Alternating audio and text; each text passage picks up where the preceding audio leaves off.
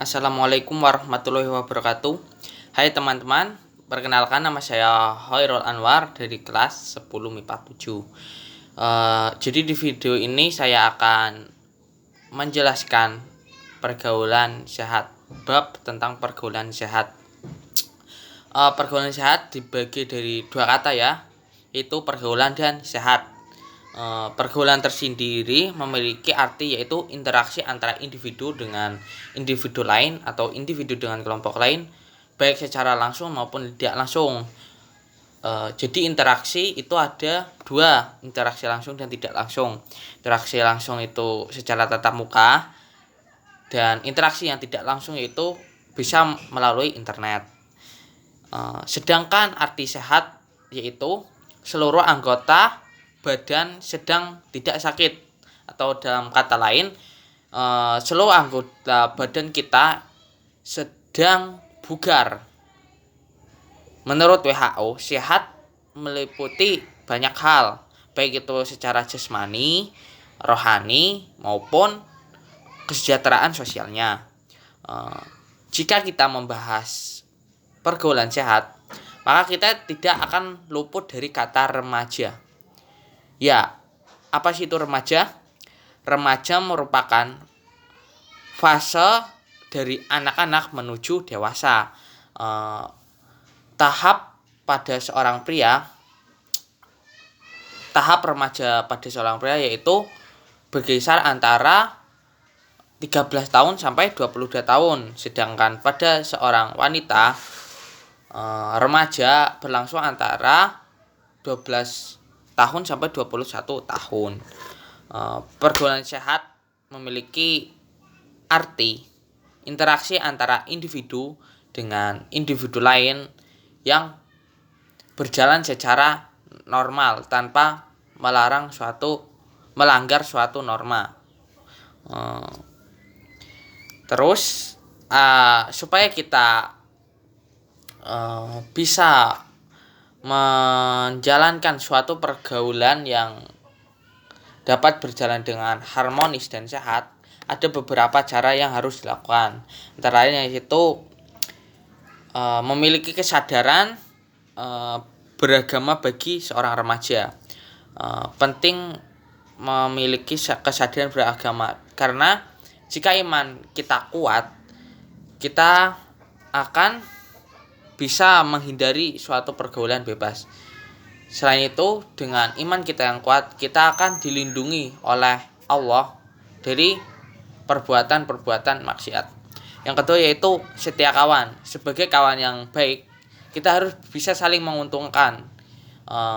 Selain itu, jika teman kita melakukan kesalahan, kita harus bisa menasehatinya. Dan sebagai teman yang baik, jangan sampai kita memiliki niat untuk menjerumuskan teman ke suatu hal yang jelek. Jangan sampai kita menjerumuskan teman kita ke pergaulan bebas. Yang ketiga yaitu pandai-pandai memilih teman. Supaya kita terhindar dari pergaulan bebas, kita harus pandai-pandai memilih teman. Kita harus bisa membedakan mana teman yang baik dan mana teman yang tidak baik. Jadi kita harus bisa pandai memilih teman. Terus yang keempat itu isilah waktu luang dengan hal-hal yang positif.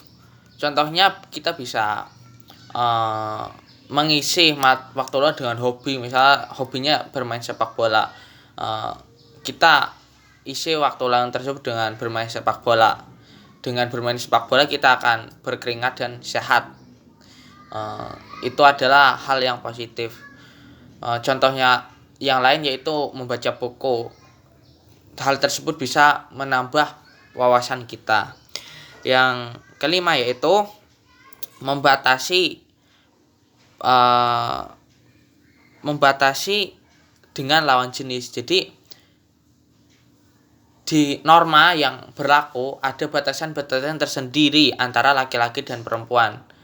Hal tersebut diadakan supaya kita terhindar dari pergaulan bebas, dan masyarakat jika mematuhi aturan tersebut akan hidup tentram.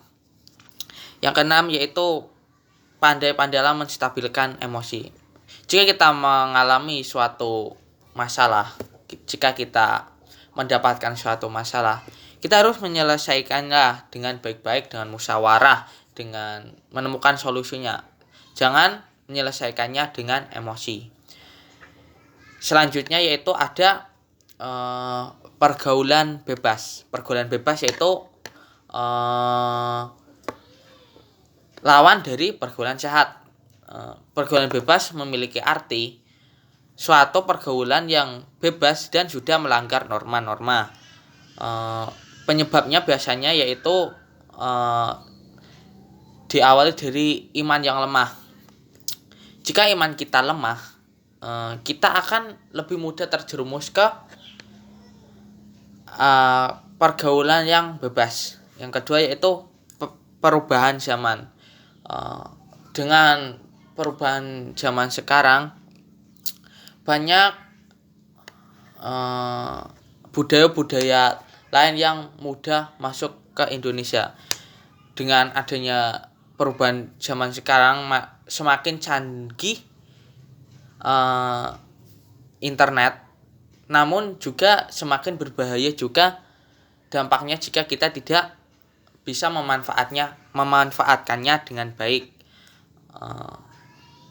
Yang ketiga yaitu kurangnya kontrol. Jadi pergaulan bebas bisa terjadi karena aturan yang kurang kuat. Aturan yang kurang kuat. Kita yang tidak bisa mengikuti aturan. Mungkin karena sanksinya yang kurang besar atau gimana. Jadi kita kadang melanggarnya. Selanjutnya saya akan menjelaskan dampak apa saja yang didapatkan jika kita melakukan pergaulan bebas. Yang jelas, pertama, jika kita melakukan pergaulan bebas, kita bisa terjerumus untuk melakukan melakukan penyalahgunaan obat-obat terlarang. Dampak obat terlarang ini tidak main-main loh. Karena jika kita sudah kecanduan, kita bisa terdorong untuk melakukan suatu kejahatan, kriminalitas. Mengapa? Misalnya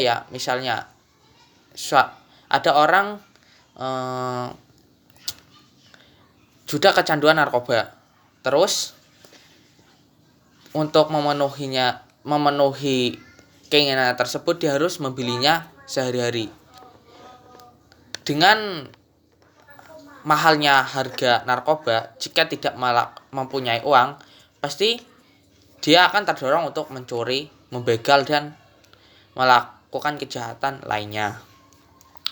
Selanjutnya yaitu dampak dari pergaulan bebas, yaitu menyebabkan kita terbiasa untuk berperilaku bebas. Karena kita sering hidup bebas, sering melanggar aturan, sering melanggar norma, kita lebih terbiasa berperilaku bebas. Oleh karena itu, kita harus mematuhi norma yang ada di masyarakat. Selanjutnya yaitu merenggangkan dengan keluarga. Mengapa? Setelah orang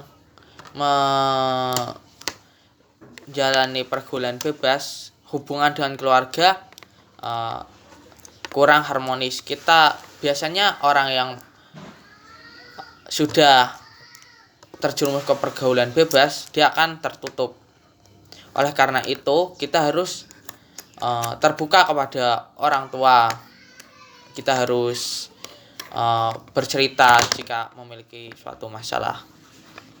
Selanjutnya yaitu menurunnya prestasi. Banyak, sesuai yang saya amati, banyak yang prestasinya menurun karena pergaulan bebas. Biasanya itu disebabkan karena pacaran. Mereka jadi lebih fokus terhadap pacarnya daripada belajarnya jadi terganggu. Selanjutnya yaitu solusi supaya kita tidak terjerumus ke pergaulan bebas. Yang pertama yaitu kita harus sering mengikuti kajian, kajian yang berbau agama, karena kajian di dalam agama terdapat aturan-aturan supaya kita tidak terjerumus ke pergaulan bebas. Selanjutnya yaitu bisa menyeleksi mana yang baik dan mana yang buruk di internet. Dampak internet itu sangatlah besar. Jika kita tidak bisa menyeleksinya, kita akan terjerumus ke pergaulan bebas. Gunakan internet seperlunya saja. Selanjutnya yaitu tidak mengikuti budaya barat, karena budaya barat sudah melanggar norma budaya orang timur. Jadi kita harus bisa menyaring budaya-budaya yang masuk ke negara kita, mana yang bisa diikuti, mana yang tidak. Terus yang terakhir yaitu terbukanya kepada orang tua. Jika kita memiliki suatu masalah, kita harus terbuka kepada orang tua, kita harus bercerita kepada orang tua. Karena apa ya? Karena orang tua itu lebih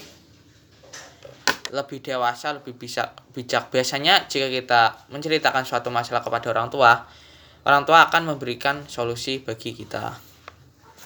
Sekian dari saya. Wassalamualaikum warahmatullahi wabarakatuh.